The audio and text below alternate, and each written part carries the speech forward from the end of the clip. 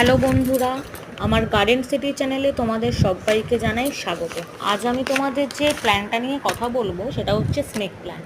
একে snake plant কেন বলা হয় তোমরা দেখতেই পাচ্ছ, এর পাতাগুলো ভীষণ লম্বা আর পুরো সাপের মতো দেখতে হয়, সেই জন্য একে স্নেক প্ল্যান্ট বলা হয়।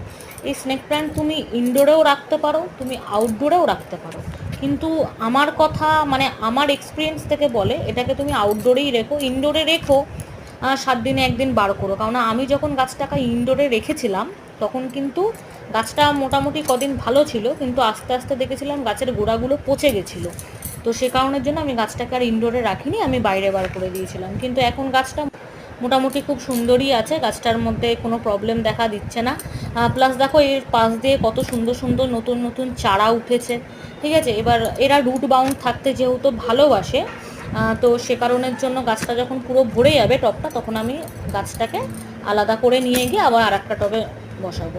আর একটা জিনিস আমি তোমাদেরকে বলি, তোমরা যদি এই গাছের পাতা থেকে অন্য কোনো আরও স্নেক প্ল্যান্ট গাছ করতে চাও, তাহলে কিন্তু এই পাতা থেকে তোমরা যদি করো তাহলে কিন্তু হলুদ বর্ডারটা পাবে না। এই যে আমার এইখানে যে স্নেক প্ল্যান্ট গাছগুলো তোমরা দেখতে পাচ্ছ, এই স্নেক প্ল্যান্ট গাছগুলো কিন্তু পাতা থেকে করা হয়েছিল। যখন গোড়াটা পচে গেছিলো তখন ওখান থেকে আমরা পাতাটাকে খুলে নিয়ে মানে ছিঁড়ে নিয়ে তারপরে এই মাটির মধ্যে আমি বসিয়ে দিয়েছিলাম। তো তারপর থেকে এখান থেকে কিছুদিনের মধ্যেই নতুন নতুন চারা বেরিয়েছে। কিন্তু একটা জিনিস লক্ষ্য করে দেখো, এখানে কিন্তু হলুদ বর্ডারটা তোমরা পাচ্ছ না।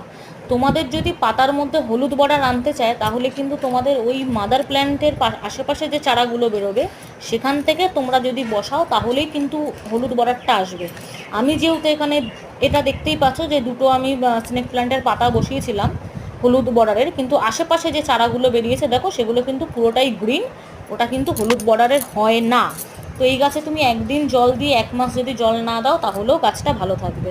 তো বন্ধুরা, ভিডিওটা যদি ভালো লেগে থাকে তাহলে একটা লাইক দিয়ে আমার চ্যানেলটাকে সাবস্ক্রাইব করে দিও। থ্যাংক ইউ, ধন্যবাদ।